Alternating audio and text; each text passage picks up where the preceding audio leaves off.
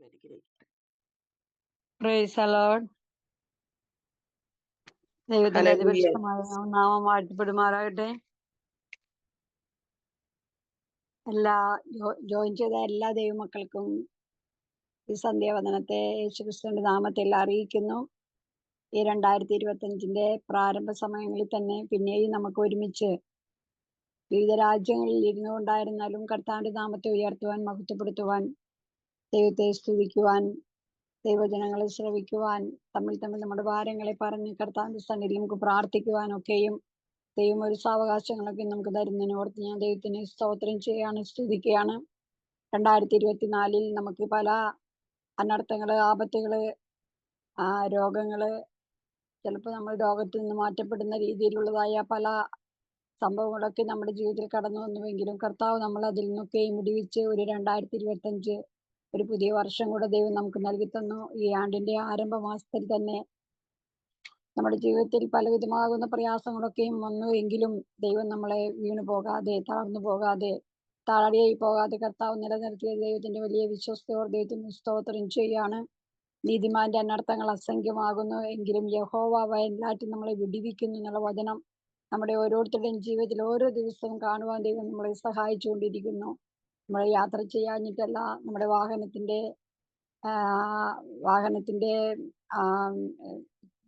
നല്ല വാഹനമായതുകൊണ്ടോ അല്ലെങ്കിൽ നല്ല ഡ്രൈവിംഗ് ആയതുകൊണ്ടോ ഒന്നുമല്ല. പലപ്പോഴും ഞങ്ങൾ കഴിഞ്ഞ ദിവസങ്ങളിലൊക്കെയും ദീർഘദൂരം യാത്ര ചെയ്തപ്പോഴൊക്കെയും ഞങ്ങൾക്കത് അനുഭവിക്കാൻ കഴിഞ്ഞു. ഞാനിത് പറയുവാൻ കാരണം നമ്മൾ ഓരോ ദിവസവും വളരെയധികം ശക്തമായി ഈ വിഷയത്തിന് വേണ്ടി പ്രാർത്ഥിക്കേണ്ടതുണ്ട്. നമ്മുടെ പ്രാണൻ, നമ്മുടെ ജീവൻ, ഇതൊക്കെയും കർത്താവ് നമ്മെ സൂക്ഷിക്കുന്നത് കൊണ്ട് മാത്രമാണ് നമ്മൾ നിലനിൽക്കുന്നത്. കർത്താവിന്റെ വലിയ കരുണ നമ്മളോട് കൂടെ ഉള്ളത് കൊണ്ടാണ് നമ്മൾക്ക് ജീവിതത്തിൽ ഇതുവരെ നിൽക്കുവാൻ കഴിഞ്ഞത്. ഇനിയും കർത്താവ് നമ്മെ സഹായിക്കട്ടെ. ഇന്ന് രാത്രികാലം അല്പസമയത്ത് ചിന്തയ്ക്ക് വേണ്ടിയിട്ട് ഞാൻ ഒരു വാക്യം വായിക്കുന്നു. സങ്കീർത്തനങ്ങൾ 34 9 10 വാക്യങ്ങൾ വായിക്കുന്നു. യഹോവയുടെ വിശുദ്ധന്മാരെ അവനെ ഭയപ്പെടുവിൻ, അവന്റെ ഭക്തന്മാർക്ക് ഒന്നിനും മുട്ടില്ലല്ലോ. ബാലസിംഹങ്ങളും ഇര കിട്ടാതെ വിശന്നിരിക്കും, യഹോവയെ അന്വേഷിക്കുന്നവർക്ക് ഒരു നന്മയ്ക്കും കുറവില്ല. നമ്മൾ സൺഡേ സ്കൂൾ മുതൽ പഠിക്കുന്ന ഏത് കുഞ്ഞുങ്ങളോട് ചോദിച്ചാലും കാണാപ്പാഠം പറയുന്ന വാക്യങ്ങളൊക്കെയാണ്.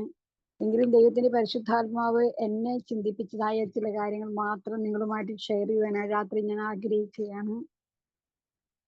ആദ്യ ഭാഗത്ത് നമ്മൾ വായിച്ചു, യഹോവയുടെ വിശുദ്ധന്മാരെ അവനെ ഭയപ്പെടുവിൻ, അവന്റെ ഭക്തന്മാർക്ക് ഒന്നിനും മുട്ടില്ലല്ലോ. ആഹ്വാനം ചെയ്യുന്നത് യഹോവയുടെ വിശുദ്ധന്മാരോടാണ്. നമ്മളെ പാപത്തിൽ നിന്ന് കർത്താവ് മോചിപ്പിച്ച് തന്റെ പുത്രന്റെ രക്തത്താൽ നമ്മളെ ശുദ്ധീകരിച്ച് വിശുദ്ധന്മാരും നീതിമാന്മാരുമാക്കി തീർത്ത നമ്മളെ ഓരോരുത്തരും കർത്താവ് വിളിക്കുന്നത് വിശുദ്ധന്മാരെന്നാണ്. നമ്മൾ എങ്ങനെയുള്ളവരായിരിക്കണമെന്നാണ് അവിടെ പറയുന്നത്. അവനെ, ദൈവത്തെ ഭയപ്പെടുവിൻ, അവന്റെ ഭക്തന്മാർക്ക് ഒന്നിനും മുട്ടില്ലല്ലോ. നമ്മള് പല ഇടത്ത് നമ്മൾ കാണുന്നുണ്ട് ഭക്തിയെ കുറിച്ച്, ഭയത്തെ കുറിച്ച്. ദൈവത്തിന്റെ ഭക്തിയും ദൈവത്തോടുള്ള ഭക്തിയും ദൈവ ഭയവും ഇതും രണ്ടും തമ്മിൽ അഭേദ്യമായ ബന്ധമുണ്ടെന്നാണ് നമുക്ക് മനസ്സിലാക്കാനായിട്ട് സാധിക്കുന്നത്. ദൈവത്തെ ഭയപ്പെടുന്നത് ദൈവം നമ്മളെ ശിക്ഷിക്കുന്ന, അപ്പൊ നമുക്കറിയാം നമ്മളെ വീടുകളിലെ ഇപ്പോഴല്ല, ഈ മദ്യപിച്ചൊക്കെ കുടുംബത്ത് വരുന്നതായ മാതാപിതാക്കളുള്ള കുടുംബങ്ങളിലുള്ള കുഞ്ഞുങ്ങൾക്ക് വളരെ പേടിയായിരിക്കും അവരുടെ പിതാക്കന്മാര് ഭവനത്തിലേക്ക് വരുന്നു എന്ന് പറയുമ്പോൾ. കാരണം ആ പിതാവ് വരുമ്പോൾ കാണിക്കുന്നതായ ഓരോ ആ പിതാവിന്റെ സ്വഭാവങ്ങള്, ആ ക്രൂരമായ മർദ്ദനങ്ങൾ, ഇതൊക്കെയും പേടിച്ചിട്ട് അവര് ആ പിതാവിനെ അവർ വരുന്നെന്ന് പറയുമ്പോഴേ അവർക്ക് ഭയമാണ് കുഞ്ഞുങ്ങൾക്ക്. അതുപോലെ ഇപ്പൊ എന്തെങ്കിലും തെറ്റ് ചെയ്താല് നമ്മുടെ കുഞ്ഞുങ്ങളെ ശിക്ഷിക്കും. അപ്പോൾ അങ്ങനെയുള്ള കുഞ്ഞുങ്ങൾക്കും അവർക്ക് ഭയങ്കര പേടിയാണ്. അങ്ങനെയുള്ള ഒരു ഭയത്തെ കുറിച്ചല്ല ഇവിടെ പറയുന്നത്. നമ്മുടെ ദൈവം ഭയപ്പെടുവാൻ യോഗ്യനാണ്. കാരണം നമ്മുടെ ദൈവം വിശുദ്ധിയിൽ വിളങ്ങുന്ന ദൈവമാണ്. ആ ദൈവത്തോട് അടുക്കുവാനായിട്ട് നാമും വിശുദ്ധരായിരിക്കേണ്ടതാണ്. എന്നാൽ ദൈവത്തോടുള്ള ഭക്തിയും നമുക്ക് ആവശ്യമാണ്. ഈ ഭക്തന്മാരെ കുറിച്ച് അല്ലെങ്കിൽ ഭക്തിയുടെ ഒരു ഡെഫിനിഷൻ യാക്കോബിന്റെ ലേഖനത്തിൽ പറയുന്നത് ലോകത്തോടുള്ള കളങ്കം പറ്റാതെ തന്നെ താൻ സൂക്ഷിക്കുന്നതാണ്, യഥാർത്ഥമായിട്ടുള്ള ഭക്തി. തന്റെ നാവിനെ കടിഞ്ഞാണിടാതെ തന്റെ ഹൃദയത്തിൽ താൻ ചിന്തിക്കുകയാണ്, തന്നെ വഞ്ചിച്ചുകൊണ്ട് പറയുകയാണ്, നാവിനെ കടിഞ്ഞാണിടാതെ ഞാൻ ഭക്തനാണെന്ന് പറഞ്ഞാൽ അവന്റെ ഭക്തി വ്യർത്ഥമത്രേ എന്നാണ് യാക്കോബിന്റെ ലേഖനത്തിൽ പറയുന്നത്. എന്നാൽ യഥാർത്ഥ ദൈവഭക്തി ദൈവത്തോടുള്ള ഭയത്തിൽ നിന്ന് ജനിക്കേണ്ടതാണ്. ഈ ദിവസങ്ങളിൽ കർത്താവ് നമ്മെ ഭക്തന്മാരായി കാണുമ്പോൾ അവിടെ പറയുന്ന ഒരു കാര്യമുണ്ട്, അവന്റെ ഭക്തന്മാർക്ക് ഒന്നിനും മുട്ടില്ലല്ലോ. ഈ ഒന്നിനും മുട്ടില്ലല്ലോ എന്ന് പറയുമ്പോൾ ഏതൊരു വിഷയത്തിലായിരുന്നാലും അവർക്ക് യാതൊരു മുട്ടും വരത്തില്ല എന്ന് തന്നെയാണ് സങ്കീർത്തനക്കാരൻ അവിടെ പറയുന്നത്. ദാവീദിന് അത് ശരിക്കും തന്റെ ജീവിതത്തിലൊരു അനുഭവമായതുകൊണ്ടാണ് ദാവീദ് അങ്ങനെ പറയുവാൻ കാരണം താൻ 23-ാം സങ്കീർത്തനത്തിന്റെ 1-ാം വാക്യത്തിൽ പറയുന്നത്, യഹോവ എന്റെ ഇടയൻ ആകുന്നു, എനിക്ക് ഒന്നിനും മുട്ടുണ്ടാകുകയില്ല. അപ്പൊ ഏതൊരു കാര്യത്തിനായിരുന്നാലും തന്റെ ഇടയനായിട്ട്, തന്റെ സംരക്ഷകനായിട്ട്, തന്റെ പരിപാലകനായിട്ടൊക്കെ ആ കർത്താവിനെ കണ്ടുകൊണ്ട് പോകുന്നതായ ഈ ദാവീദ് പറയുകയാണ്, എനിക്ക് ഒന്നിനും മുട്ടുണ്ടാകുകയില്ല. തന്റെ ഭക്തന്മാർക്ക് ഒന്നിനും മുട്ട് വരാതെ വണ്ണമാണ് കർത്താവ് ഓരോ ദിവസവും നടത്തുന്നത്. നമുക്കറിയാം, നമ്മുടെ ജീവിതത്തിലായിരുന്നാലും എന്തെല്ലാം വിഷയങ്ങൾ വന്നാലും നമ്മൾ ആദ്യം ദൈവത്തിന്റെ അടുക്കലാണ് നമ്മുടെ കാര്യങ്ങളൊക്കെയും ബോധിപ്പിക്കുന്നത്. അപ്പോൾ കർത്താവ് നമ്മെ എന്ത് ചെയ്യുന്നു? നമ്മുടെ ആവശ്യങ്ങളൊക്കെയും കർത്താവ് നിറവേറ്റി തരുന്നു. അവന്റെ ഭക്തന്മാർക്ക് ഒന്നിനും മുട്ടില്ലല്ലോ. പലപ്പോഴും നമ്മുടെ ജീവിതത്തിലെ മുട്ട് വരുന്നതായ സന്ദർഭങ്ങളൊക്കെ നമുക്ക് വന്നിട്ടുണ്ട്.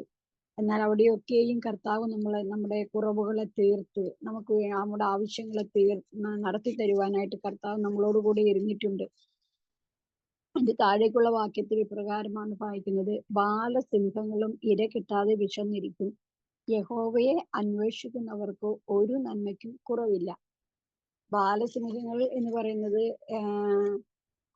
യങ് ലയൺ ആണ് പറയുന്നത്. അതായത് അത് ഏറ്റവും ബലമുള്ളത്, ശക്തിയുള്ളത്, ആ ഒരു അനുഭവത്തിലിരിക്കുന്നതായ സിംഹത്തിന് പോലും ഭക്ഷണമില്ലാതെ അല്ലെങ്കിൽ അതിന്റെ ജീവിതത്തിന് ആവശ്യമാകുന്നതായ കാര്യാദികൾ ലഭിക്കാതെ ഇരിക്കുമ്പോൾ ഇവിടെ വചനം പറയുന്നത്, യഹോവയെ അന്വേഷിക്കുന്നവർക്ക് ഒരു നന്മയ്ക്കും കുറവില്ല. അത് ആത്മീയ വിഷയങ്ങളായിരുന്നാലും ഭൗതിക വിഷയങ്ങളായിരുന്നാലും ദൈവത്തെ അന്വേഷിക്കുന്നവർക്ക് ഒരു നന്മയ്ക്കും കുറവ് വരികയില്ല എന്ന് തന്നെയാണ് ദൈവത്തിന്റെ വചനം നമ്മെ ഓർമ്മപ്പെടുത്തുന്നത്.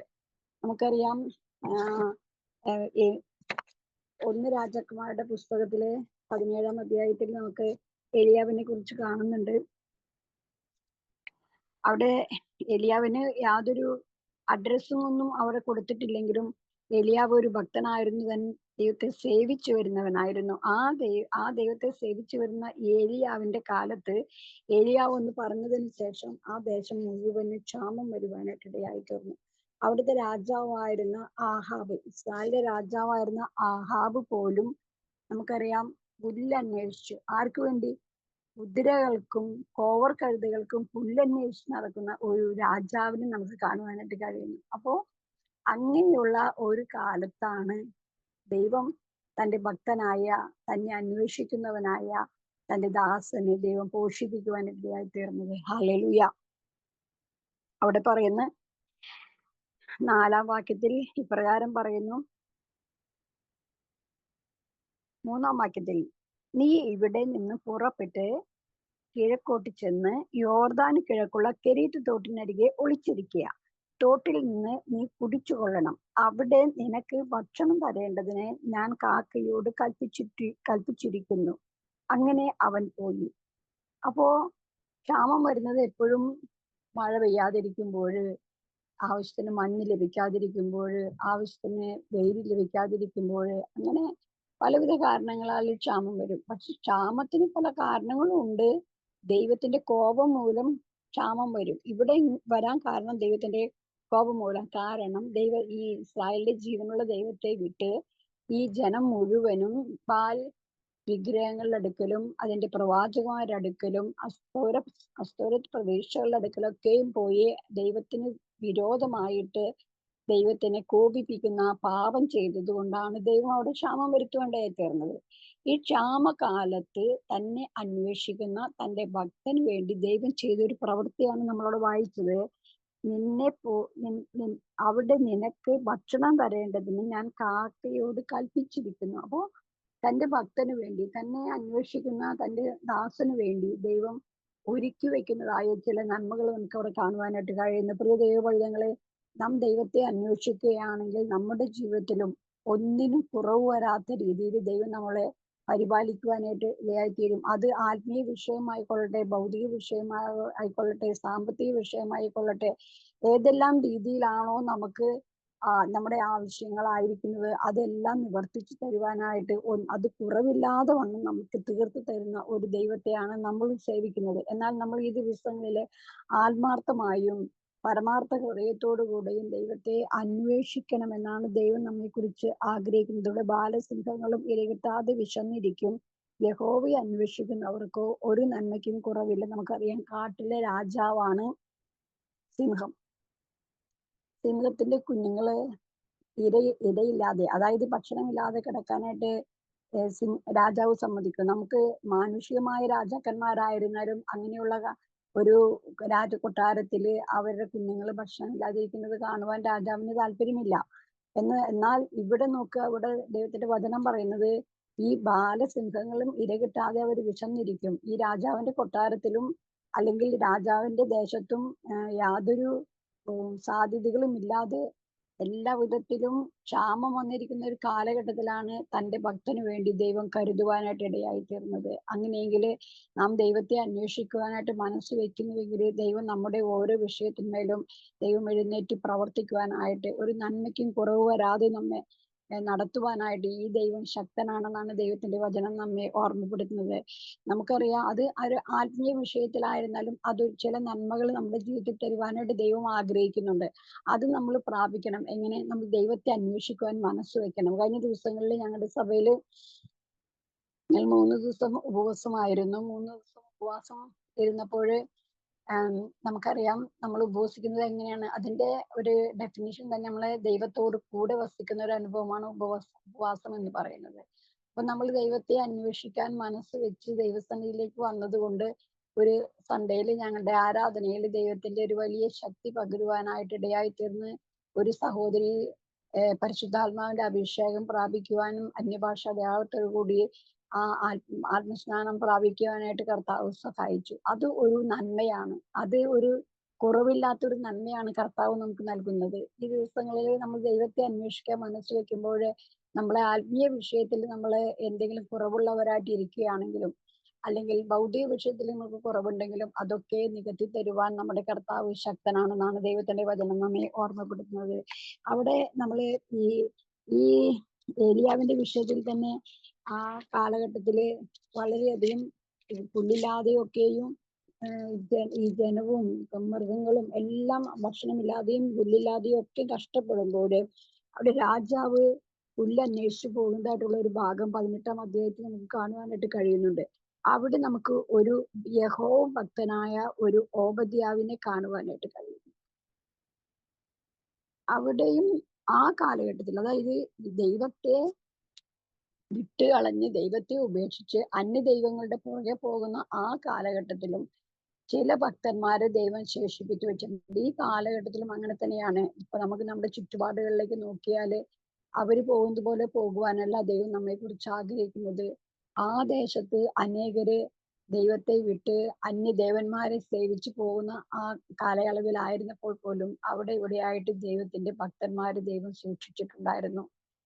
ഏലിയാവ് പറഞ്ഞു, ഞാൻ ഒരുത്തം മാത്രമേ ഉള്ളൂ എന്ന് പറഞ്ഞ് അവൻ പറയുമ്പോൾ ഈ ദൈവം പറയുന്നുണ്ട്, ഞാൻ ബാലിന് മുട്ടുമടക്കാത്ത 7000 പേര്. അതായത് ദൈവത്തിന്റെ കണ്ണില് യഥാർത്ഥ ഭക്തന്മാരായിട്ടുള്ളതായ കുറെ ആളുകൾ ദൈവം അവിടെ ഇവിടെങ്ങളിലായിട്ട് സൂക്ഷിച്ചിട്ടുണ്ടായിരുന്നു. ഈ കർത്താവിന്റെ വരവേറ്റ് അടുത്തിരിക്കുന്ന ഈ കാലഘട്ടത്തിലും അങ്ങനെ തന്നെയാണ്. നമുക്കറിയത്തില്ല ആരെയൊക്കെയാണ് ദൈവം ഇതുപോലെ സൂക്ഷിച്ച് കർത്താവിന്റെ സന്നിധിയിൽ ചേർക്കപ്പെടുവാനായിട്ട് ദൈവം എഴുതി മാറ്റി നിർത്തിയിരിക്കുന്നത് നമുക്കറിയത്തില്ല. അവിടെ ഇവിടങ്ങളിൽ ഇപ്പൊ ഇവിടെ ഓബദ്യാവ് 50 പേരെ വെച്ച് ഓരോ ഗുഹകളിൽ കൊണ്ട് ഒളിപ്പിച്ചു വെച്ച് അവർക്ക് ഭക്ഷണം കൊടുത്തു എന്ന് പറയുന്നുണ്ട്. ഏലിയാവിന് കെരീത്ത് തോട്ടിൽ അവൻ ഒളിച്ചിരുന്നപ്പോൾ അവിടെ കാക്കയെ കൊണ്ട് ആഹാരം കൊടുത്തെന്ന് നമ്മൾ വചനത്തിൽ വായിക്കുന്നു. അതേസമയം തന്നെ ഈ ഭക്തനായ ഓബദ്യാവ് ചെയ്തായ കാര്യങ്ങൾ നമുക്ക് വായിക്കുവാനായിട്ട് കഴിയുന്നുണ്ട്. അപ്പോ ദൈവം തന്റെ ഭക്തന്മാരെ സൂക്ഷിച്ച് അവിടെ ഇവിടങ്ങളിലായിട്ട് അവർക്ക് വേണ്ടിയുള്ള കാര്യങ്ങൾ കരുതി അവരെ പരിപാലിച്ചു കൊണ്ടുപോകുന്നതിന് ദൈവത്തിനൊരു ഉദ്ദേശമുണ്ട്. ഇവിടെ ഏലിയാവിന്റെ ശുശ്രൂഷ തീർന്ന് അങ്ങനെ പോകാനല്ല ദൈവം ആഗ്രഹിക്കുന്നത്. ക്ഷാമത്തില് അവനെ രാജാവ് കണ്ടിട്ട് അവനെ കൊന്നുകളയുവാണ്. അതായത് ഇവൻ മുഖാന്തരം പ്രവചിച്ചത് കൊണ്ട് തന്നെയാണല്ലോ പ്രശ്നം വന്നതെന്ന് പറഞ്ഞ് അവനെ കൊന്നുകളയുവാനല്ല. ദൈവത്തിന് അവനെ കുറിച്ച് വലിയൊരു പ്ലാനും പദ്ധതിയും ഉണ്ടായിരുന്നത് കൊണ്ട് ദൈവം സൂക്ഷിക്കുവാനായിട്ട് ഇടയായി തീർന്നു. തന്റെ ഭക്തന് വേണ്ടുന്ന നന്മകളൊക്കെയും നൽകി കൊടുക്കുവാനായിട്ട് ഇടയായി തീർന്നു. ഇവിടെ രാജാവിന്റെ കൊട്ടാരത്തിലും രാജാവിന്റെ രാജ്യത്തിലും ദേശം മുഴുവനും ക്ഷാമത്തിലായിരിക്കുമ്പോൾ അവിടെയുള്ളതായ മൃഗങ്ങളൊക്കെയും ഭക്ഷണമില്ലാതെ അല്ലെങ്കിൽ പുല്ലില്ലാതെയൊക്കെയും ഭാരപ്പെടുമ്പോൾ തന്റെ ഭക്തന് വേണ്ടി ദൈവം കരുതി കൊടുക്കുന്നതായ അനുഭവങ്ങൾ നമുക്ക് കാണുവാനായിട്ട് കഴിയുന്നു. അതാണ് പറയുന്നത് ബാലസിംഹങ്ങൾ എന്ന് പറയുന്നത് ശക്തിയുള്ള പലരും ഇപ്പോൾ ഭക്ഷണമില്ലാതെ തകർന്നുകൊണ്ടിരിക്കുമ്പോൾ തന്റെ ഭക്തന്മാർക്ക് വേണ്ടി തന്നെ അന്വേഷിക്കുന്നവർക്ക് വേണ്ടി ദൈവം കരുതി വെച്ചതായ നന്മകളെ അവർ പ്രാപിക്കുവാനായിട്ട് ഇടയായിത്തീരുന്നു. ഹാലേലൂയ.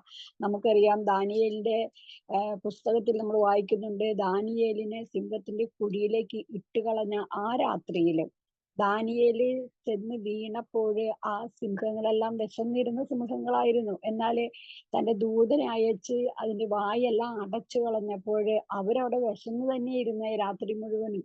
പക്ഷെ തന്റെ ഭക്തനായ ദാനിയേലിനെ തൊടുവാനായിട്ട് ദൈവം സമ്മതിച്ചില്ല.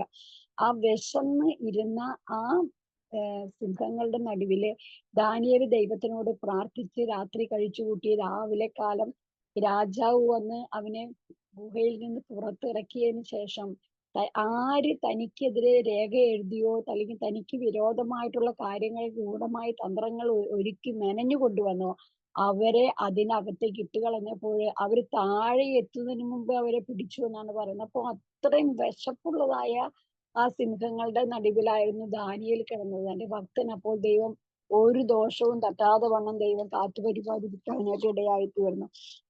ദൈവത്തിന്റെ വലിയ സംരക്ഷണം നമുക്ക് അവിടെ കാണുവാനായിട്ട് കഴിയുന്നുണ്ട്. അതാണ് 32-ാം സങ്കീർത്തനത്തിലും പറയുന്നത്, ഇത് നിമിത്തം ഓരോ ഭക്തനും കണ്ടെത്താകുന്ന കാലത്ത് നിന്നോട് പ്രാർത്ഥിക്കും. പെരുവെള്ളം കവിഞ്ഞു വരുമ്പോൾ അത് അവന്റെ അടുക്കലോളം എത്തുകയില്ല. നീ എനിക്ക് മറവിടമാകുന്നു, നീ എന്നെ കഷ്ടത്തിൽ നിന്ന് സൂക്ഷിക്കും. നമ്മുടെ ചുറ്റും പെരുവെള്ളം വന്ന് നമ്മൾ മുക്കിക്കളയുവാനായിട്ടുള്ള രീതിയിലുള്ളതായ പ്രശ്നങ്ങൾ നമുക്ക് അത് മറുകര കടക്കാൻ കഴിയാത്ത രീതിയിലുള്ളതായ പ്രശ്നങ്ങളാകുന്ന പെരുവെള്ളം നമ്മുടെ നേർക്ക് വരുമ്പോഴും കർത്താവ് പറയുന്നു, നീ എനിക്ക് മറവിടമായി നിൽക്കുന്നത് കൊണ്ട് നീ എന്നെ കഷ്ടത്തിൽ നിന്ന് സൂക്ഷിക്കും. കഴിഞ്ഞ ദിവസങ്ങളിലൊക്കെയും നമ്മുടെ പല പ്രിയപ്പെട്ടവരുടെ ജീവിതത്തിൽ അപ്രകാരമുള്ളതായ പല പെരുവെള്ളം പോലെയുള്ള വിഷയങ്ങൾ വന്നെങ്കിലും കർത്താവ് നമ്മെ മറവിടമായി ഇരുന്ന് കാത്തു സൂക്ഷിക്കുവാനായിട്ട് ഇടയായി തീർന്നു. അതുകൊണ്ട് നമ്മുടെ പ്രാണൻ നഷ്ടമായി പോകുവാൻ ദൈവം ഇടവരുത്തിയില്ല. നമ്മുടെ ജീവൻ കർത്താവിന്റെ ഭാണ്ഡത്തിൽ സൂക്ഷിച്ചു വെച്ചിരിക്കുന്നത് കൊണ്ട് കർത്താവ് നമ്മെ ശത്രുവിന് വിട്ടുകൊടുക്കാതെ വണ്ണം കാത്തത് കൊണ്ട് നാം ഇന്നും ജീവനോടെ ഇരിക്കുവാനായിട്ട് ഇടയായിത്തീരുന്നു. ഹാലേലുയ. അങ്ങനെയെങ്കിൽ ഈ ദിവസങ്ങൾ നാം ദൈവത്തെ കണ്ടെത്താവുന്ന കാലത്ത് അവനെ പ്രാർത്ഥിക്കുകയും അവനെ അന്വേഷിക്കുവാനും ദൈവം നമ്മളെ ഈ വചനങ്ങളിൽ കൂടെ നമ്മെ ആഹ്വാനം ചെയ്യുകയാണ്. പിന്നെയും നമുക്ക് കാണുവാനായിട്ട് കഴിയുന്നുണ്ട്, ഉൽപ്പത്തി പുസ്തകം 26-ാം അധ്യായത്തില് ഇതുപോലെ തന്നെ ഒരു ക്ഷാമം വരുന്നതായ ഒരു അനുഭവം നമുക്ക് കാണുവാനായിട്ട് കഴിയുന്നുണ്ട്. ഭക്ഷണമില്ലാതെ അല്ലെങ്കിൽ യാതൊരു മുന്നോട്ട് പോകുവാൻ യാതൊരു നിവൃത്തിയുമില്ലാതിരുന്നൊരു അനുഭവത്തെ കുറിച്ച് ഇസഹാക്കിന്റെ ജീവിതത്തിലും വരുവാനായിട്ട് ഇടയായിത്തീർന്നു. ദൈവത്തിന്റെ ശബ്ദം ഇസ്ഹാക്ക് കേൾക്കുവാനിടയായി തീർന്നു. അങ്ങനെയാണ് ദൈവം അവനോട് പറഞ്ഞത്, യഹോവ അവന് പ്രത്യക്ഷനായി അരുളി ചെയ്തതെന്തെന്നാൽ, നീ മിസ്രൈമിലേക്ക് പോകരുത്, ഞാൻ നിന്നോട് കൽപ്പിക്കുന്ന ദേശത്ത് പാർക്കുക, ഈ ദേശത്ത് താമസിക്കുക, ഞാൻ നിന്നോട് കൂടെ ഇരുന്ന് നിന്നെ അനുഗ്രഹിക്കും, നിനക്കും നിന്റെ സന്തതിക്കും ഈ ദേശമൊക്കെയും തരും, നിന്റെ പിതാവായ അബ്രഹാമിനോട് ഞാൻ ചെയ്തതായ സത്യം നിവർത്തിക്കും. ഇതെല്ലാം പറയുമ്പോൾ ഇസഹാക്ക് ആ ദൈവത്തിന്റെ വാക്ക് കേട്ട് ദൈവത്തെ അന്വേഷിച്ച് ചെന്നതുകൊണ്ട് അവിടെ ഒരു കാര്യം നമുക്ക് 12-ാം വാക്യത്തിൽ വായിക്കുവാനായിട്ട് കഴിയുന്നു. ആ ഇസ്ഹാക്ക് ആ ദേശത്ത് വിതച്ചു, ആ ആണ്ടിൽ 100 മേനി വിളവ് കിട്ടി. യഹോവ അവനെ അനുഗ്രഹിച്ചു, അവൻ വർദ്ധിച്ചു മഹാധനവാനായി തീർന്നു. അവന് ആട്ടിൻകൂട്ടങ്ങളും വളരെ ദാസന്മാരും ഉണ്ടായിരുന്നത് കൊണ്ട് ഫെലിസ്തർക്ക് അവനോട് അസൂയ തോന്നി. അവിടെ വായിക്കുന്നത്, അത്രയും ക്ഷാമം വന്നു കിടന്ന ആ ദേശത്താണ് ഇസഹാക്ക് വിതയ്ക്കുവാനായിട്ട് ഇടയായി തീർന്നത്. ഇസഹാക്ക് വിതച്ചപ്പോൾ ദൈവം അവന് ആ ആണ്ടില് സാധാരണ ലഭിക്കുന്നതിലും ഉപരിയായി 100 മേനി വിളവ് കൊടുക്കുവാനിടയായി തീർന്നു. മാത്രമല്ല അവന് ആട്ടിൻകൂട്ടങ്ങളും എല്ലാം വർദ്ധിപ്പിച്ചു കൊടുക്കുവാനായിട്ട് ഇടയായി തീർന്നു. അവൻ വർദ്ധിച്ച് മഹാധനവാനായി തീർന്നു. അത് മുഖാന്തരം ഫെലിസ്ത്യർക്ക് അവനോട് അസൂയ തോന്നുവാനായിട്ട് ഇടയായി തീർന്നു. നോക്കുക, ദൈവം പറയുന്ന കാര്യം അനുസരിച്ചത് കൊണ്ട് മാത്രമാണ് അവൻ, അല്ലെങ്കിൽ അവൻ എന്ത് ചെയ്യുമായിരുന്നു? അവൻ തന്റെ പിതാവായ അബ്രഹാം ചെയ്തതുപോലെ മിസ്രയീമിലേക്ക് ഇറങ്ങിപ്പോകുവാനായിട്ട് ഇടയായിത്തീരുമായിരുന്നു. എന്നാൽ ദൈവം അവനോട് പറഞ്ഞു, നീ ഈ ദേശത്ത് പാർക്ക. കർത്താവ് നമ്മളോട് എന്ത് കൽപ്പിക്കുന്നുവോ അത് നമ്മൾ അനുസരിക്കുകയാണെങ്കിൽ, കർത്താവിന്റെ മുഖം അന്വേഷിച്ച് ദൈവശബ്ദം കേട്ട് ദൈവത്തിന്റെ ആലോചനയ്ക്ക് കീഴ്പ്പെട്ട് അതിനനുസരിച്ച് നമ്മൾ പോവുകയാണെങ്കിൽ നമുക്ക് പിന്നത്തേതിൽ അതിൻ്റെതായ ചില നന്മകൾ അനുഭവിക്കുവാനായിട്ട് ഇടയായിത്തീരും. എന്നാൽ ഇവിടെ ഈ രാജാവ്, അതായത് ഗെരാറിലെ രാജാവായ അബീമേലെക്ക്, ഫെലിസ്ത്യരുടെ രാജാവായിരുന്ന അബീമേലെക്കും അവരെല്ലാവരും ക്ഷാമത്തിൽ അകപ്പെട്ടിരിക്കുമ്പോഴാണ് തന്റെ ഭക്തനായ, തന്റെ ദാസനായ, തന്നെ ശ്രദ്ധിക്കുന്നവനായ, തന്റെ വചനം കേൾക്കുന്നവനായ, അത് അനുസരിക്കുന്നവനായ ഇസഹാക്കിന് വേണ്ടി ദൈവം അത്ഭുതം ചെയ്യുവാനായിട്ട് ഇടയായി തീർന്നത്. അങ്ങനെ ആ ഇസഹാക്ക് പറഞ്ഞത് കേട്ട് ആ ദേശത്ത് പാർത്തത് മുഖാന്തരം അവന് ആ ആണ്ടിൽ വിതയ്ക്കുവാനായിട്ട് ഇടയായി തീർന്നു. അവന്റെ സാഹചര്യം നോക്കിയാൽ അവന് വിതയ്ക്കുവാനോ അവിടെ ഉഴുത് വിതയ്ക്കുവാനോ ഉള്ള യാതൊരു സാഹചര്യങ്ങളും അവന് പ്രതികൂലമായിരുന്നു. എന്നാൽ ദൈവം അവനോട് അരുളി ചെയ്ത് അവൻ വിശ്വസിക്കാൻ ഇടയായി തീർന്നു. അവൻ അങ്ങനെ ചെയ്യുവാൻ ഇടയായപ്പോൾ ദൈവം അവന് വേണ്ടി, കർത്താവ് വലിയ അത്ഭുതങ്ങൾ ചെയ്യാൻ ഇടയായി തീർന്നു. ആ ആണ്ടിൽ ഇസഹാക്ക് വിതച്ചെടുത്ത് ദൈവം അവന് 100 മേനി വിളവ് കൊടുക്കുവാനായിട്ട് ഇടയായി തീർന്നു. മാത്രമല്ല യഹോവ അവനെ അനുഗ്രഹിച്ചു വർദ്ധിപ്പിച്ച് മഹാധനവാനാക്കി തീർത്തു. മാത്രമല്ല അവന് ആട്ടിൻകൂട്ടങ്ങളും വളരെ ദാസിദാസന്മാരും ഉണ്ടായിരുന്നത് കൊണ്ട് ഫെലിസ്ത്യർക്ക് അവനോട് അസൂയ തോന്നുവാണ്ടായി. നീ ആയിരിക്കുന്ന ദേശത്ത് പ്രിയ ദൈവ പൈതലെ, മറ്റുള്ളവരുടെ മുമ്പിൽ നിന്നെ മാനിക്കുവാനായിട്ട് ദൈവത്തിന് പദ്ധതി ഉള്ളപ്പോൾ നീ എന്ത് ചെയ്യണം? ദൈവത്തിന്റെ ആജ്ഞ, ദൈവത്തിന്റെ ഇഷ്ടം, ദൈവത്തിന്റെ ആലോചന ഇതെല്ലാം അനുസരിച്ച് നമ്മൾ എവിടെയായിരുന്നാലും ഏത് ദേശത്തായിരുന്നാലും അതിനെ അനുസരിച്ച് നമ്മൾ പോകുന്നുവെങ്കിൽ ദൈവത്തിന്റെ ഇഷ്ടം ചെയ്യുവാനായിട്ട് നമ്മളെ ഏൽപ്പിച്ചു കൊടുക്കും. നമ്മൾ നേരത്തെ കേട്ടു, കഴിഞ്ഞ 2024 നമ്മളെല്ലാവരും 2024 23 31 സാക്ഷ്യം പറഞ്ഞപ്പോൾ പറഞ്ഞു 2024 ഞങ്ങള് ഇന്നതൊക്കെ ചെയ്തോളാം എന്നൊക്കെ പറഞ്ഞൊരു സാക്ഷിയൊക്കെ പറഞ്ഞൊരു സമർപ്പണത്തോടു കൂടി ഇരുന്നവരാണ് നമ്മൾ. 24 അവസാനം വന്നപ്പോഴും ഇത് സെയിം തന്നെ നമ്മൾ പറയുകയുണ്ടായിട്ടുണ്ട്. കാരണം നമ്മൾ ഒരു ഫലം പോലും നമ്മളിൽ നിന്ന് പുറപ്പെടുവാനായിട്ട് ഇടയായി തീർന്നിട്ടില്ല. അപ്പൊ കർത്താവ് നമ്മെ വെട്ടിക്കളയാതെ നിർത്തിയതിന് ദൈവത്തിനൊരു ഉദ്ദേശമുണ്ട്. നമ്മൾ കഴിഞ്ഞ വർഷം 24 നമ്മൾ വെട്ടിക്കളയാനായിട്ട് പലവട്ടം വിചാരിച്ച് നമുക്ക് കർത്താവിനോട് ചോദിച്ചു കാണും. എന്നാൽ കർത്താവ് പറയുകയാണ്, അവൻ ഒരു വർഷം കൊണ്ട് നിൽക്കട്ടെ, ഒരു 2025 കൂടി ഞാൻ അവന് കൊടുക്കുകയാണ്. എന്തിനു വേണ്ടി? അവൻ ഇനിയും ഒരു ഫലം കായ്ക്കുമെന്നുള്ള ആ ഒരു വലിയ ആഗ്രഹത്തോടു കൂടി, ഒരു പ്രതീക്ഷയോടു കൂടി കർത്താവ് നമ്മെ നിർത്തിയിരിക്കുകയാണ്. അപ്പോൾ കർത്താവ് പറയുന്നത് കേൾക്കുവാനായിട്ട് നമ്മൾ മനസ്സ് വെക്കണം. കേൾക്കുക മാത്രമല്ല അതിനെ അനുസരിക്കുവാനും ഈ നാളുകളിൽ നമ്മൾ മനസ്സ് വെക്കുന്നുവെങ്കിൽ കർത്താവ് നമ്മുടെ വിഷയങ്ങളുടെ മുഖത്ത് നമുക്ക് മറുപടി നൽകി തന്ന് നമ്മെ സഹായിക്കുവാൻ ശക്തനായ ദൈവമാണ്. കഴിഞ്ഞ നാളുകളിലൊക്കെയും നമ്മൾ ഓരോരുത്തരും ആയിരുന്നിടങ്ങളിലൊക്കെയും ദൈവം നമ്മളെ അതിനനുസരിച്ച് ദൈവം നമ്മളെ സൂക്ഷിക്കുവാനായിട്ട് ഇടയായിട്ട് നമ്മൾ പല കഷ്ടപ്പാടിന്റെ അനുഭവങ്ങളിലും കർത്താവ് അതിൽ നിന്നൊക്കെയും നമുക്ക് നീക്കുപോക്കുകൾ നൽകി നമ്മെ ഓരോ ദിവസവും നമ്മളെ വഴി നടത്തുവാനായിട്ട് ഇടയായി തീർന്നു. നമുക്കറിയാം, നമ്മൾ പലപ്പോഴും നമ്മൾ എന്ത് ചെയ്യും, ഈ വിഷയത്തിൽ ഞാൻ എന്ത് ചെയ്യുമെന്നൊക്കെ നമ്മൾ ചിന്തിച്ചതായ പല ദിവസങ്ങൾ നമുക്കുണ്ടായിട്ടുണ്ട്. അങ്ങനെ മുന്നോട്ട് പോയതായ പല വിഷയങ്ങൾ നമുക്കുണ്ടായിട്ടുണ്ട്. ഇതെങ്ങനെ പരിഹരിക്കുമെന്ന് നമ്മൾ ചിന്തിച്ചതായ നമ്മുടെ മുമ്പിൽ വിഷയങ്ങൾ ഉണ്ടായിട്ടുണ്ട്. എന്നാൽ അതിലൊക്കെയും കർത്താവ് നമുക്ക് നല്ല സഹായകനായി, നല്ല ആലോചനക്കാരനായി, നീ ഇന്നത് ചെയ്യണം, ഇന്നതുപോലെ ചെയ്യണമെന്ന് പറഞ്ഞ് നമ്മളെ വഴി നടത്തിയ ആ ദിവസങ്ങളെ ഓർത്ത് നമുക്ക് ഇന്ന് രാത്രി കാലം നമുക്ക് നമ്മുടെ ദൈവത്തെ മഹത്വപ്പെടുത്താം. ഹല്ലേലൂയ.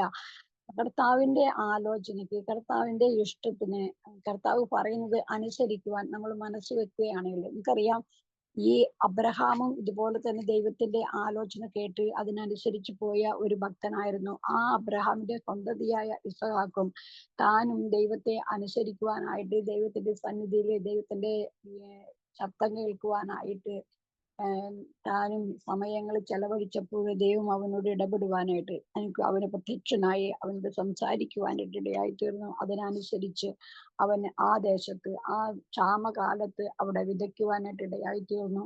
ദൈവം അവന് 100 മേനി വിളവ് കൊടുക്കുവാനായിട്ട് അവന് അനേക ദാസന്മാരും ദാസിമാരും മാട്ടിൻകൂട്ടവും ഉണ്ടായി വളരെ ധനവാനായി തീർന്നു.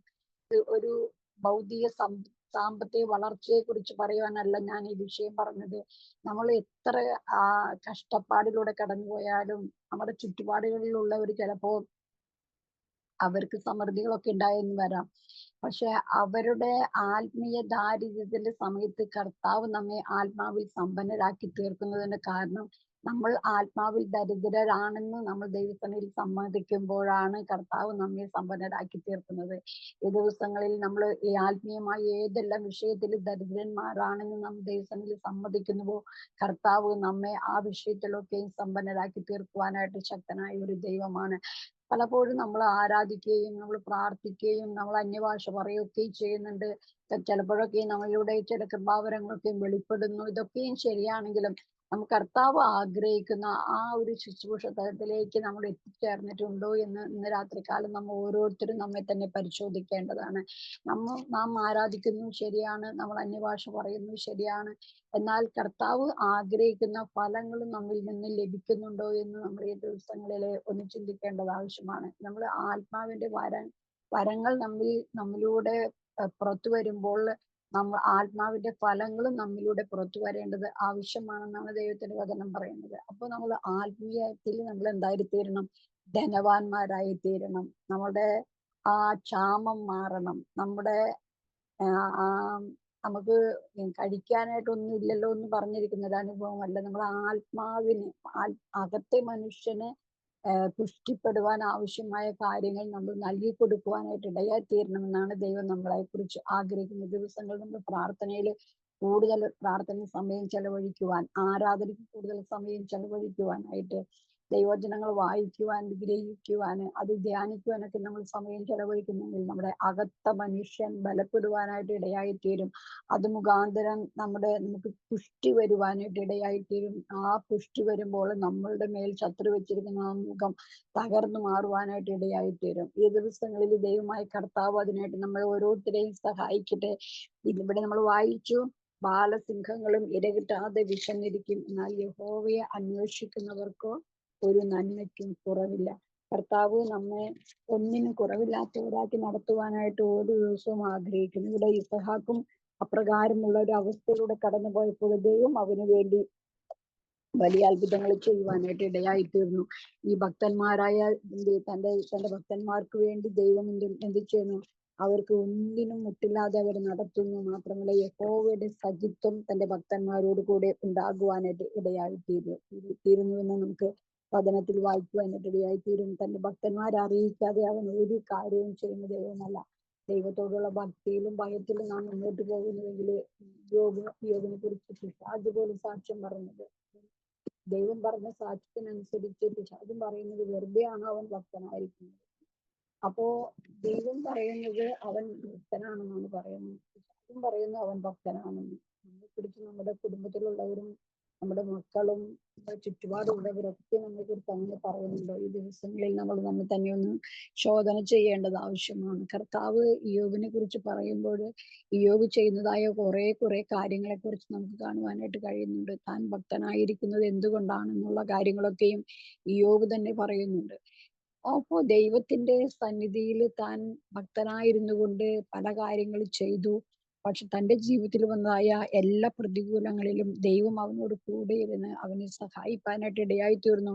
ഒരു ദൈവത്തെ തള്ളിപ്പറയുവാൻ ഇടവരാതെ ദൈവസന്നിധിയിൽ നിലനിൽക്കുവാൻ ഇടയായി തീർന്നു. പിന്നത്തെ നമുക്ക് കാണുവാനായിട്ട് കഴിയുന്നു, തന്റെ ഭക്തി മുറുകെ പിടിച്ചുകൊണ്ടിരുന്നത് കൊണ്ട് താൻ പിന്നത്തേതിൽ വലിയ നന്മ പ്രാപിക്കുവാനായിട്ട് ഇടയായി തീരുന്നതായിട്ട് നമുക്ക് കാണുവാനായിട്ട് കഴിയുന്നുണ്ട്.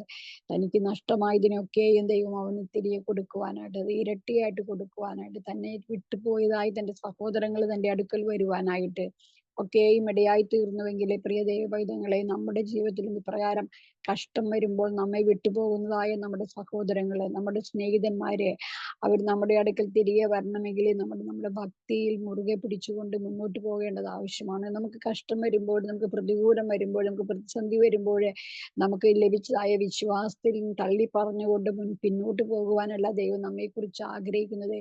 ആ ഭക്തിയിലും ഭയത്തിലും ദൈവഭയത്തിലും നമ്മൾ മുന്നോട്ട് തന്നെ പോകണമെന്നാണ് ദൈവം നമ്മളെ കുറിച്ച് ആഗ്രഹിക്കുന്നത്. ഇവിടെ വായിക്കുന്നത്, ഈ ബാലസിംഹങ്ങളും ഇരകിട്ടാതെ വിശന്നിരിക്കുമ്പോൾ ദൈവത്തെ അന്വേഷിക്കുന്നവർക്ക് ഒരു നന്മയ്ക്കും കുറവില്ല. അത് ആത്മീയ നന്മകളായിരുന്നാലും ഭൗതിക നന്മകളായിരുന്നാലും കർത്താവ് നമുക്ക് നൽകി തരുവാനായിട്ട് ഇടയായിത്തീരും. നമുക്കറിയാം, 12-ാം സങ്കീർത്തനത്തിൽ ഇപ്രകാരം വായിക്കുന്നുണ്ട്, യഹോവയെ രക്ഷിക്കണമേ, ഭക്തന്മാരില്ലാതെ പോകുന്നു, മനുഷ്യപുത്രന്മാർ വിശ്വസ്തന്മാർ കുറഞ്ഞു പോകുന്ന ഈ കാലഘട്ടത്തിലാണ് നമ്മൾ ഓരോരുത്തരും ജീവിക്കുന്നത്. ഓരോ ദിവസവും ഈ 2025 പിറന്നപ്പോൾ തന്നെ നമ്മൾ ആദ്യം കേട്ടതായ ഒരു ന്യൂസ്, തൃശ്ശൂർ ഡിസ്ട്രിക്റ്റിൽ ഞങ്ങൾ കേട്ടതായ ഒരു ന്യൂസ്, വളരെ ഹൊറിബിൾ ആയിട്ടുള്ള ഒരു ന്യൂസാണ് ഞങ്ങൾ കേൾക്കേണ്ടതായി തീർന്നത്. 24-ൽ സംഭവിച്ചതിനേക്കാളും വലിയ വലിയ അനർത്ഥങ്ങളാണ് 2025-ന്റെ ആദ്യത്തിൽ തുടങ്ങി സംഭവിച്ചുകൊണ്ടിരിക്കുന്നത്. ഈ തൃശ്ശൂർ ടൗണിൽ തന്നെ ഒരു 16-കാരനാണ് ഒരു 32-കാരനെ കുത്തിക്കൊല്ലുവാനായിട്ട് ഇടയായിത്തീർന്നു. അപ്പോൾ അത്രയും പിശാച് ശക്തമായി പ്രവർത്തിച്ചുകൊണ്ടിരിക്കുന്ന ഒരു വർഷത്തിലാണ് നമ്മൾ ഓരോരുത്തരും ജീവിക്കുന്നത്. അത് എവിടെയായിരുന്നാലും, ഇതിപ്പോ വിദേശത്തായിരുന്നാലും ഇതിനൊന്നും യാതൊരു കുറവുമില്ല. പാപം ചെയ്യിപ്പിക്കുന്ന പിശാച് എവിടെയും അവൻ ഒരാളാണ്. അവൻ എല്ലായിടത്തും ഊടാടി നടക്കുകയാണ്. അപ്പൊ നമ്മൾ എന്ത് ചെയ്യണം? ദൈവഭക്തിയിലും ദൈവഭയത്തിലും നാം ജീവിക്കുകയും നമ്മുടെ കുഞ്ഞുങ്ങളെ നമ്മൾ വളർത്തുകയും ചെയ്യണമെന്നാണ് ദൈവത്തിന്റെ പരിശുദ്ധാത്മാവ് നമ്മെ ഓർമ്മപ്പെടുത്തുന്നത്. ഇന്ന് വൈകുന്നേരം ഉച്ച കഴിഞ്ഞുണ്ടായ ഒരു സംഭവം, തൃശ്ശൂർ പീച്ചി ഡാമിൽ 4 പെൺകുട്ടികളിലെ 3 കുട്ടികള് വീണ് അവരെ രക്ഷപ്പെടുത്തിയെങ്കിലും ഇപ്പോഴും അബോധാവസ്ഥയിലും അത് ഗുരുതരാവസ്ഥയിലും തൃശ്ശൂർ ജൂബിലി മിഷനിൽ കിടക്കുന്ന അനുഭവമാണ് നമുക്ക് കേൾക്കുവാനായിട്ട് കഴിഞ്ഞത്. അപ്പോ അത് എന്തുകൊണ്ട്? അതും ഇതുപോലെ തന്നെ കൂട്ടുകാരുടെ വീട്ടിൽ വന്നവരാണ്. അവർക്ക് ഡാം കാണാൻ പോകാൻ ആഗ്രഹം തോന്നി, അവര് പോയി. അവര് വെള്ളത്തിൽ കുളിക്കാൻ ഇറങ്ങി. ഇതൊക്കെയും പിശാച് അവരുടെ ഹൃദയത്തിൽ ഇങ്ങനെ ഓരോരോ ആഗ്രഹങ്ങൾ കൊടുത്തിട്ട് അവരങ്ങനെ പോവുകയാണ്. അപ്പോ അത് ആ ഒരു ഭക്തി എന്ന് നടിച്ച് അവര് പെരുന്നാളിന് വന്ന കുഞ്ഞുങ്ങളാണ്. അത് വേറെ സ്ഥലത്തുനിന്ന് പെരുന്നാൾ കാണാൻ വേണ്ടി വന്ന കുഞ്ഞുങ്ങളാണ്. അപ്പൊ ഞാൻ പറയുന്നത്, നമ്മൾ നമ്മുടെ കുഞ്ഞുങ്ങളെ എത്രത്തോളം ഭക്തിയിലും ഭയത്തിലും വളർത്തി കൊണ്ടുവരണം എന്നുള്ള കാര്യമാണ് ഞാൻ പറയുന്നത്. ഈ ദിവസങ്ങളിൽ ദൈവഭയം ഉള്ളവർക്ക് മാത്രമേ ഇപ്രകാരം ദൈവത്തെ ഭയപ്പെട്ട് തന്റെ കുഞ്ഞുങ്ങളെ കൂടി വളർത്തി കൊണ്ടുവരുവാനായിട്ട് കഴിയുള്ളൂ. ഈ തലമുറയിൽ നാം ഏറ്റവും കരയേണ്ടത് നമ്മുടെ തലമുറകൾക്ക് വേണ്ടിയിട്ടാണ്. കൂടുതലായിട്ടും ഒരു അവസ്ഥ നിറഞ്ഞ ഈ ലോകത്തിൽ പലയിടങ്ങളിൽ അവരായിരിക്കുമ്പോൾ, കടന്നു പോകുമ്പോഴൊക്കെയും ദൈവം അവരെ സൂക്ഷിക്കേണ്ടതിന് വേണ്ടി നാം ഏറ്റവും അധികം പ്രാർത്ഥിക്കേണ്ടത് ആവശ്യമാണ്. അതുകൊണ്ടാണ് യേശു തന്റെ ക്രൂശീകരണത്തിന് വേണ്ടി കടന്നു പോകുന്ന ആ വേളയിൽ യെരൂശലേം പുത്രിമാരെ നോക്കിക്കൊണ്ട് പറയുന്നത്, നിങ്ങൾ എന്നെ ചൊല്ലിക്കരയണ്ട, നിങ്ങളെയും നിങ്ങളുടെ മക്കളെയും ചൊല്ലിക്കരയുവിൻ എന്ന് പറയും. കാരണം കർത്താവ് അവർക്ക് വരാൻ പോകുന്നതായ വിപത്തിനെ കുറിച്ച് മുൻകൂട്ടി കണ്ടിട്ടാണ് കർത്താവ് പറയുവാണ്ടായി തീർന്നത്. നമുക്കറിയത്തില്ല നമ്മുടെ കുഞ്ഞുങ്ങൾക്ക് എന്തൊക്കെയാണ് സംഭവിക്കുന്നത്, എന്നാൽ കർത്താവ് അത് മുന്നമേ അറിയുന്നുണ്ട്. പക്ഷെ കർത്താവ് മുന്നമേ അറിഞ്ഞിട്ട് തന്റെ വിശുദ്ധന്മാരിൽ കൂടി, തന്റെ പ്രവാചകന്മാരിൽ കൂടി നമ്മളോട് അറിയിച്ചിട്ടുള്ളതായ ചില കാര്യങ്ങളുണ്ട്, ഇനി അറിയിക്കാൻ പോകുന്ന കാര്യങ്ങളുണ്ട്. പക്ഷെ അതൊക്കെ നമ്മൾ കേൾക്കുമ്പോൾ നമ്മൾ അതിനെ ലാഘവത്തോടെ എടുക്കാതെ അതിന്റെ ഗൗരവത്തോടെ എടുത്ത് ആ വിഷയത്തിന് വേണ്ടി പ്രാർത്ഥിക്കുവാൻ, കരയുവാനായിട്ട് നമുക്ക് ഈ ദിവസങ്ങളിൽ സാധിക്കണമെന്നാണ് ദൈവം നമ്മളെ കുറിച്ച് ആഗ്രഹിക്കുന്നത്. പ്രിയ മാതാപിതാക്കളായിട്ടുള്ള പ്രിയപ്പെട്ടവരെ, ഈ ദിവസങ്ങളിൽ നാം ദൈവത്തെ ഭയപ്പെട്ട് ദൈവഭക്തിയിൽ ജീവിക്കുന്നതിനൊപ്പം തന്നെ നമ്മളെയും നമ്മുടെ കുടുംബത്തിലുള്ളവരെയും ആ ഭക്തിയിൽ കൊണ്ടുവരേണ്ടതിന് വേണ്ടി നമ്മുടെ ജീവിതവും അതേ ഭക്തിയോടും ഭയത്തോടും ദൈവം മുൻപാകെ കഴിക്കുവാൻ കർത്താവ് നമ്മെ ഓരോരുത്തരെയും സഹായിക്കുമാറാകട്ടെ. മാത്രമല്ല, ഈ ഭക്തന്മാർ കുറഞ്ഞു പോകുന്ന, മനുഷ്യപുത്രന്മാരിൽ കുറഞ്ഞു പോകുന്ന, ഭക്തന്മാരില്ലാതെ പോകുന്ന ഈ കാലയളവില്, ഈ 2025-ന്റെ ഈ ആരംഭത്തിൽ തന്നെ ദൈവത്തിന്റെ പരിശുദ്ധാത്മാവ് നമ്മെ ഓർമ്മപ്പെടുത്തുന്നത്, ഈ കാലഘട്ടത്തിൽ നമ്മൾ ഭക്തിയുള്ളവരായി, ദൈവഭയമുള്ളവരായി, വിശ്വസ്തരായി ജീവിക്കുവാനായിട്ട് നമുക്ക് നമ്മുടെ ബലവോ നമ്മുടെ കഴിവോ നമ്മുടെ കൃപയോ നമ്മുടെ മിടുക്കോ നമ്മുടെ വിദ്യാഭ്യാസമോ നമ്മുടെ ധനമോ നമ്മുടെ കുടുംബത്തിന്റെ മാഹാത്മ്യമോ ഒന്നും സാധിക്കില്ല. സാധിക്കുകയില്ല. കർത്താവിന്റെ കൃപ നമുക്ക് വേണം. കർത്താവിന്റെ പരിശുദ്ധാത്മാവിന്റെ ശക്തി നമുക്ക് വേണം. ഈ ദിവസങ്ങളിൽ കർത്താവ് അത് നമ്മുടെ മേൽ പകരേണ്ടതിന് വേണ്ടി നമ്മൾ പാടിയതുപോലെ തന്നെ അളവ് കൂടാതെ തരുന്ന ആ പരിശുദ്ധാത്മാവിന് വേണ്ടി നാം ഏറ്റവും അധികം പ്രാർത്ഥിക്കുകയും ആ പരിശുദ്ധാത്മാവിന്റെ കൃപ നമ്മിൽ ചൊരിയേണ്ടതിന് വേണ്ടി ദൈവത്തിനോട് നമുക്ക് മുട്ടിപ്പാടി യാചിക്കുകയും ചെയ്യേണ്ടത് ആവശ്യമാണ്. ഈ അന്ത്യകാലത്ത് സകല ജഡത്തിന്മേലും നിന്റെ ആത്മാവിനെ പകരുമെന്ന് കർത്താവ് പറഞ്ഞു. ആ കർത്താവിന്റെ ആത്മാവിനെ നമ്മുടെ മേലും നമ്മുടെ കുഞ്ഞുങ്ങളുടെ മേൽ അധികമായി പകരേണ്ടതിന് വേണ്ടി വിശ്വസ്തയോടും ഭക്തിയോടും കൂടി ജീവിക്കുവാന് നമ്മുടെ ഓരോ ആവശ്യങ്ങളും കർത്താവ് നിറവേറ്റി തരേണ്ടതിന് വേണ്ടിയൊക്കെ നമുക്ക് ദൈവകരങ്ങളിലേക്ക് നമ്മെ തന്നെ സമർപ്പിച്ചുകൊണ്ട് പ്രാർത്ഥിക്കാം. ഈ വചനങ്ങളാൽ ദൈവം നമ്മളെ അനുഗ്രഹിക്കുകയും സഹായിക്കുകയും ചെയ്യുമാറാകട്ടെ. നമുക്കൊരു വാക്ക് പ്രാർത്ഥിക്കാം. പരിശുദ്ധനായ ദൈവമേ, സ്വർഗീയ നല്ല പിതാവേ, നല്ല രാത്രികാലം പിന്നെയും ദൈവത്തിന്റെ പാദപീഠത്തോട് ഞങ്ങൾ അടുത്തു വരുന്നു. ഞങ്ങൾ ആത്മാവിൽ ദരിദ്രന്മാരായി തീർന്ന് കർത്താവ് നിന്നിൽ നിന്ന് ആ സമ്പന്നത പ്രാപിക്കുവാൻ തക്കവണ്ണം കർത്താവ് ഞങ്ങളെ പിന്നെയും സഹായിക്കുമാറാകണമേ. ഞങ്ങൾക്ക് കർത്താവെ അല്ലെങ്കിൽ ദൈവത്തെ അന്വേഷിച്ച് ചില ആത്മീയ ഭൗതിക നന്മകൾ പ്രാപിച്ചെടുക്കുവാനായിട്ട് കർത്താവ് ഞങ്ങളെ സഹായിക്കണമേ. ഈ ലോകം കർത്താവെ അല്ലെങ്കിൽ അതിന്റെ അന്ത്യത്തിലേക്ക് നീങ്ങിക്കൊണ്ടിരിക്കുമ്പോൾ ആ ലോകത്തിനെ ഇമ്പങ്ങൾ അനുസരിച്ച് പോകുവാനല്ല കർത്താവെ, ഞങ്ങൾ അവരുടെ ഇടയിൽ ഒരു വ്യത്യസ്തരാണെന്നുള്ള ബോധത്തോടുകൂടി ജീവിക്കുവാൻ ഞങ്ങളെയും ഞങ്ങളുടെ കുഞ്ഞുങ്ങളെയും ഞങ്ങളുടെ തലമുറകളെയും എല്ലാം ദൈവം സഹായിക്കണമെന്ന് ദൈവത്തോട് ഞങ്ങൾ ഒരുമിച്ച് പ്രാർത്ഥിക്കുന്നു. കർത്താവെ അല്ലെങ്കിൽ ദൈവത്തെ കണ്ടെത്താകുന്ന സമയത്ത് തന്നെ ആ ദൈവത്തെ കണ്ടുമുട്ടി കർത്താവിന്റെ ചിറകിന്റെ കീഴിൽ ജീവിക്കുവാൻ തക്കവണ്ണം ഞങ്ങൾ ഓരോരുത്തരെയും ദൈവം സഹായിക്കുമാറാകണമെന്ന് ദൈവത്തോട് ഞങ്ങൾ പ്രാർത്ഥിക്കുന്നു. കർത്താവ് ഞങ്ങൾ ഒരുമിച്ച് അനുഗ്രഹിച്ചാട്ടെ. പ്രാർത്ഥന കേട്ടതിനായി സ്തോത്രം. യേശുവിന്റെ ധന്യമുള്ള നാമത്തിൽ തന്നെ ആമേൻ. പ്രകാരം ഒരു അവസരം നൽകി തന്ന പ്രിയ അലി സിസ്റ്ററും കുടുംബത്തിനും പ്രിയ എല്ലാ ദൈവമക്കൾക്കും യേശുവിന്റെ നാമത്തിലുള്ള നന്ദി അറിയിച്ചുകൊണ്ട് ദൈവസന്നിധിയിലേക്ക്